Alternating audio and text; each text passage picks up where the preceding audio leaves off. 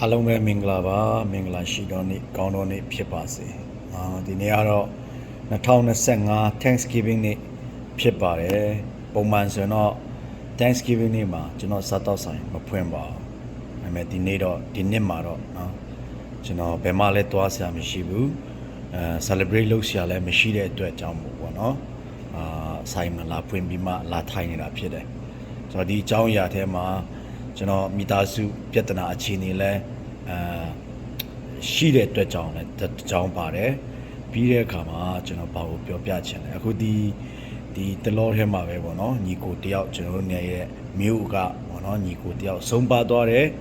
ဆိုတော့အဲ့ဒီနေရာမှာပေါ့နော်တကယ်တမ်းဆိုနာရေးဖြစ်တယ်တွားရမှာဖြစ်တော့လဲနော်ကျွန်တော်မတွားဖြစ်ဘူးပေါ့နော်အဲ့ဒီမတွားဖြစ်တဲ့အကြောင်းရင်းတွေအများကြီးကိုတော့မပြောတော့ဘူးဒါပေမဲ့ကျွန်တော်ခံစားရတဲ့အရာကိုတော့ဒီကနေ့ဒီမှာရှိတဲ့ကျွန်တော်ရဲ့ YouTube breakdown တွေအတွက်ပေါ့နော်ကျွန်တော်စကားလက်ဆောင်လေးပေးချင်တယ်ဆိုပြီးမှဒါကျွန်တော်ဗီဒီယိုရိုက်ဖြစ်တာဖြစ်တယ်ဆိုတော့ကျွန်တော်ရဲ့ထင်မြင်ယူဆချက်ကမှန်ချင်မှလည်းမှန်မယ်เนาะဒါပေမဲ့ကျွန်တော်အတွက်တော့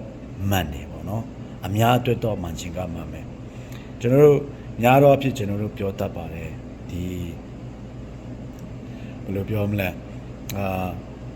တာရေးတွေမင်္ဂလာပွဲတို့အစရှိတဲ့အလူပွဲတို့တရားမတွားတာနဲ့အတုပဒီနာရေးတစ်ခုတွားချင်းဟာပေါ့နော်ညီမျှတယ်ဆိုတော့ပြောတတ်တဲ့အရာရှိတယ်ဆိုတော့ကျွန်တော်ရင်ဆိုင်ရတဲ့ကျွန်တော်ကြုံတွေ့ရလက်ရှိကြုံတွေ့ရတဲ့အရာအဖြစ်ပေါ့နော်ကျွန်တော်ပြောမယ်ဆိုရင်ကျွန်တော်တို့ကလူတယောက်ကလေတည်သွားတဲ့အခါကျရင်ကျွန်တော်တို့အဲ့ဒီလူအတွက်ချီးမွမ်းခန်းတွေဖွဲ့မယ်တတိယအကြောင်းတွေပြောမယ်စိတ်မကောင်းကြောင်းတွေပြောပြီးမိသားစုကိုစိတ်သက်သာရာရစေတယ်လို့ပေးချင်တဲ့နှလုံးသားတာအကောင်းဘက်ကရှိတယ်လို့ပေါ့နော်တစ်ဖက်မှာတော့ဒီလိုပဲလှုပ်ဆက်ပေါ့နော်လှုပ်ယူပြီးမှလူတယောက်ရဲ့အကြောင်းသူကဒီလိုရှိတယ်လို့ပြောတတ်ကြတယ်ပေါ့နော်ဒါပေမဲ့လည်းကျွန်တော်တို့တစ်နှစ်ထက်ပိုပြီးတော့ကျွန်တော်တို့အမှန်တရားကိုဖုံးကွယ်လို့မရဘူးဥပမာဒီလူကလူဆိုးတယောက်ဆိုပါစို့ခဏပြောတဲ့သူ့ရဲ့အာတုပအချိန်ကာလသူ့ရဲ့နေရာဒေသမှာဆိုရင်ဒီလူကဆိုးတာနော်ဒါပေမဲ့ဒီလူကဒါလေးတွေကောင်းတယ်လူတိုင်းမှာတော့ကောင်းချက်ရှိပါတယ်ဒါပေမဲ့အဲ့ဒီတနစ်လောက်မှာကတော့အဲ့လိုရှာကြံပြီးတော့ပြောတယ်ပြောတတ်ပေမဲ့ပေါ့နော်majority ကအဲ့လိုပြောတတ်တယ်ဒါပေမဲ့တနစ်ထက်ကြော်သွားတဲ့ခါကျရင်ကျွန်တော်တို့မကောင်းတဲ့အရာတွေပဲပိုတည်ရတယ်ဒီလူတော်ကဒီလိုလုပ်ခဲ့တာလေအခုတော့ဆုံးသွားပါပြီဆိုတဲ့အရာမျိုးပေါ့နော်အဲ့လိုမျိုးရှိတယ်ဆိုတော့ကျွန်တော်ကများတော့အဖြစ်ဒီနောက်ကျောဓာတ်နဲ့ထိုးခံရတဲ့အခြေမျိုးတွေပေါ့နော်များစွာကြုံရဒီပြဿနာတွေကိုကျွန်တော်ဘဒုရဲ့အကြောင်းဘဒုကြောင့်ဆိုတဲ့ပြီးမှကျွန်တော်ပြောချင်တာမဟုတ်ဘူးပေါ့နော်သူများကိုလက်ညှိုးထိုးချင်တာမဟုတ်ဘူးဒါပေမဲ့အဲ့လိုကြုံရတဲ့အခါမှာနော်ကျွန်တော်ကဘာခံစားရလဲဆိုတော့ကျွန်တော်တို့ပြီးတော့နောက်တစ်ချက်ကကျွန်တော်ကလူမှုရေးတွေကိုလုတ်တဲ့လူလဲစူးစမ်းပြီးမှပေါ့နော်အရာကြီးကြီးကျယ်တော့မဟုတ်ပါဘူးကျွန်တော်တတ်နိုင်တမျှလုံနိုင်တဲ့လောက်ပေါ့နော်community ဆိုတဲ့အရာလုတ်တဲ့လူလည်းဖြစ်တယ်အရင်တော့ဆိုရင်ဒီကျွန်တော်တို့ Virginia မှာဆိုရင်ပေါ့နော်နာရီ3ခုပေါ့နော်ဒီပြောမယ်ဆိုရင်သူတို့ရဲ့မိသားစုဝင်တွေမရှိလို့နော်ကျွန်တော်တို့ကိုအတုပချပေးခဲ့တာတွေလုတ်ပေးခဲ့ရတွေ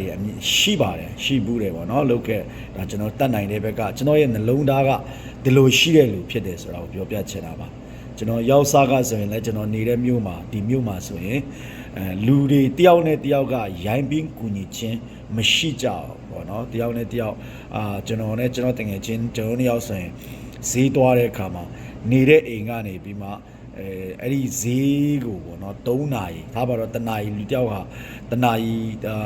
3မိုင်လမ်းလျှောက်နိုင်ဆို9မိုင်လောက်ဝေးတယ်ပေါ့နော်ဆိုတော့ကားနဲ့တွားရင်ပြင်လေ15မိနစ်လောက်မောင်းရတယ်45 speed နဲ့ပေါ့နော်လူတိုင်းက45 speed ဆိုရင်အနည်းနည်းကြော်ပြီးမောင်းကြပါတယ်ဒါ US ရဲ့ speed ကိုပြောတာနော်ကျွန်တော်တို့အာရှမှာဆိုတော့အဲ့ဒါကသူတို့ကကီလိုမီတာနဲ့လားဘယ်လောက်နဲ့လားတွက်တယ်အဲ့ဒါဆိုတော့65လောက်နဲ့ညီတယ်ပေါ့နော်အဲ့လောက်နဲ့ speed နဲ့တွားတဲ့နေရာမှာနော်ကျွန်တော်တို့က3နာရီတကယ်ချင်းနဲ့အလုတ်နားရရဲ့ဆိုရင်မနေ့ အေးရထားတယ်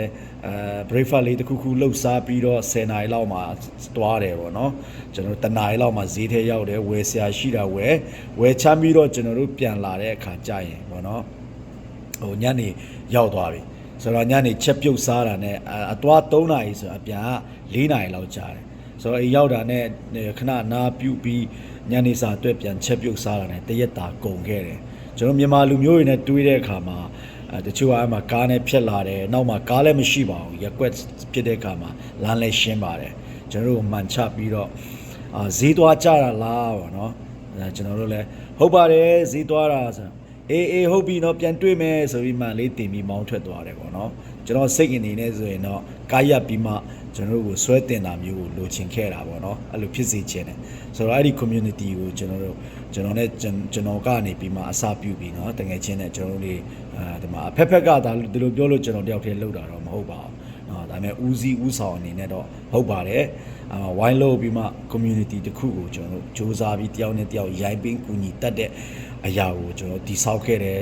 ဒါပေမဲ့ community ဖြစ်လာတဲ့အခါမှာလူတွေကကိုယ့်ရဲ့နေရာကိုယ့်ရဲ့အခွင့်အရေးကိုယ့်ရဲ့အကျိုးစီးပွားကိုယ့်ရဲ့မိသားစုအရေးနဲ့ပတ်သက်ပြီးကျွန်တော်ကအများအားဓာတ်နဲ့ထိုးတဲ့နောက်ကျောဓာတ်နဲ့ထိုးတဲ့လောက်ရမျိုးတွေနဲ့လှုပ်သွားခဲ့တဲ့အခါမှာယခုလက်ရှိအခြေအနေမှာဆိုရင်အခုဆုံးပါသွားတဲ့တငယ်ချင်းကိုပြင်ရင်သွားကြည့်ဖို့ရပြင်ဆင်တော့လဲနော်ဒီထဲပြောရင်တော့ဟိုမကောင်းပေါ့နော်ကျွန်တော်ဒီထဲမပြောချင်လို့ပေါ့နော်ဆိုတော့သွားကြည့်ဖို့ရအရေးမတာအောင်နော်အရေးမတာဘူးဟိုအဲ့ဒီလိုမျိုးအတင်းတော်နဲ့ပတ်သက်တဲ့ဖြစ်တဲ့အခါအတင်းတော်အနေနဲ့လည်းဖိတ်ကြားခြင်းလဲတိတတ်အကြောင်းကြားခြင်းလဲမလုပ်ဘူးပေါ့နော်ကျွန်တော်ကိုယ်တိုင်တို့ကိုဆက်တွေ့ပြီးမှအကျိုးအကြောင်းလေးပြောပြပါကျွန်တော်လာခြင်းတယ်ဆိုရင်အဲ့လိုမျိုးပေါ့နော်ဆိုတော့လာတာတော့သူတို့ကတော့မပိတ်ပြင်ပေမဲ့ဟိုကျွန်တော်အနေနဲ့တချို့အရာတွေကကိုလိုကလန့်ဖြစ်နေတဲ့အရာမျိုးတွေဖြစ်တဲ့အခါမှာကျွန်တော်မသွားတော့ဘူးလို့ကျွန်တော်ဆုံးဖြတ်လိုက်တယ်ပေါ့နော်ဆိုတော့အဲ့ဒီအကြောင်းအရာတဲ့နောက်မှာကျွန်တော်ခံစားရတဲ့အရာကလက်ရှိလူလောကမှာအသက်ရှင်နေတဲ့အခါလေတယောက်နဲ့တယောက်လေမကူညီနိုင်တော့မနှောက်ယှက်ပဲနဲ့တယောက်နဲ့တယောက်ကိုတတ်နိုင်တဲ့လောက်နော်ဖေးမချင်းမေတ္တာပြချင်းနော်လုပ်ရအောင်နော်ကျွန်တော်အဲ့ဒါပဲတိုက်တွန်းလို့ဆိုချင်တယ်နော်ကျွန်တော်တို့လူတိုင်းပေါ့နော်လူတိုင်းမှာတေမှလူတယောက်တေသွားမှခွဲခွာသွားမှနော်သွားပြီးချီမွန်ခံဖွင့်နေဘာညာရည်ထက်ကောင်းပါတယ်သွားပြီးတော့မိသားညီကိုမောင်နှမကြံခဲတဲ့လူတွေရဲ့စိတ်သက်သာရာချင်းရစေဖို့ရန်သွားတာပြူတာတကယ်ပဲမုံမြတ်တဲ့အလုပ်ဖြစ်ပါတယ်မငင်းဆန်ဘူးပေါ့နော်ဒါပေမဲ့ဒီထက်ကောင်းတဲ့အရာကျွန်တော်အကြံပြုခြင်းတဲ့အရာတိုက်တွန်းလို့ဆိုခြင်းတဲ့အရာ encourage လုပ်ခြင်းတဲ့အရာကကျွန်တော်တို့လူတယောက်ကိုမသေးသွားမှလာပြီးချီမွန်ခံဖွင့်တာတဲ့နော်အသက်ရှင်စဉ်ကာလအပေါင်းဖော်တဲ့ကာလ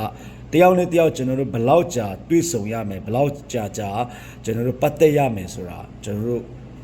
ဘယ်လိုပြောမလဲတရားရခိုင်တော့ဘယ်သူမှမပြောနိုင်ပါဘူးအဲကြောင့်ကျွန်တော်တို့တွေ့ဆုံနေရတဲ့ကြုံဆုံနေရတဲ့ကာလမှာတယောက်နဲ့တယောက်တကယ်ပဲချစ်တတ်တဲ့နှလုံးသားနော်တယောက်နဲ့တယောက်တကယ်ပဲမေတ္တာနဲ့တကယ်အစ်စ်ပေါ့နော်ဟိုဟန်ဆောင်ပြီးမှပေါင်းဖော်တာမျိုးမဟုတ်ပဲနဲ့တကယ်ပဲမေတ္တာနဲ့ပေါင်းဖော်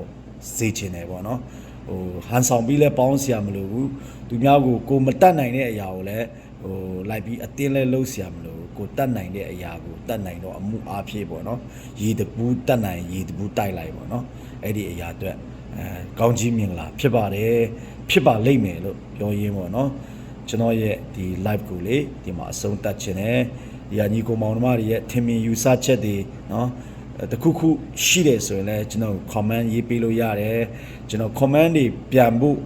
အချိန်မရလို့မပြန်ဖြစ်သေးတဲ့အရာတွေအတွက်လည်းတောင်းပန်ပါတယ်เนาะဒါပေမဲ့subscribe လုပ်ပေးခြင်း share ပေးခြင်းအဖြစ်လည်းဆက်လက်ပြီးကူညီပေးပါပေါ့เนาะကျွန်တော်YouTube မှာလည်းကျွန်တော်ကြိုးစားနေတဲ့အပိုင်းရှိပါတယ်ဒါပေမဲ့ဘာမှတော့အဖို့ခါတော့မပေးနိုင်သေးဘူးပေါ့เนาะအဲ့လိုစူးစမ်းနေတာလည်းရှိပါတယ်ဒီနေ့ကတော့ရင်ဖွင့်တဲ့အကြောင်းအရာလည်းဖြစ်တယ်ကျွန်တော်ခံစားနေရတဲ့အကြောင်းအရာเนาะမပြောတတ်လောက်အောင်ခံစားနေရတဲ့အရာလေးတွေကိုเนาะအကောင်းအဖြစ်အဆိုးအဖြစ်เนาะအရှုံးမခံပဲအကောင်းအဖြစ်အဆိုးကိုနိုင်ချင်သောနှလုံးသားနဲ့ အကောင်းတဲ့ဘက်ကကျွန်တော်စဉ်းစားပြီးမှ be positive ဆိုတဲ့ခေါင်းစဉ်လေးနဲ့ပေါ့နော်လူတွေတယောက်နဲ့တယောက်ချစ်ကြရအောင်ဖေးမရအောင်ကူညီရအောင်လမ်းပြရအောင်နော်ခဏတာစုံစည်းတဲ့အခိုက်မှာမေတ္တာတွေနဲ့အတူလက်သွားကြရအောင်လို့ဤများတော့နှိုးဆော်ခြင်းနဲ့အရောက်တိုင်းကိုနော်ဖျားရှင်အထူးကောင်းကြီးပေးပါစေနော် God bless you ပါ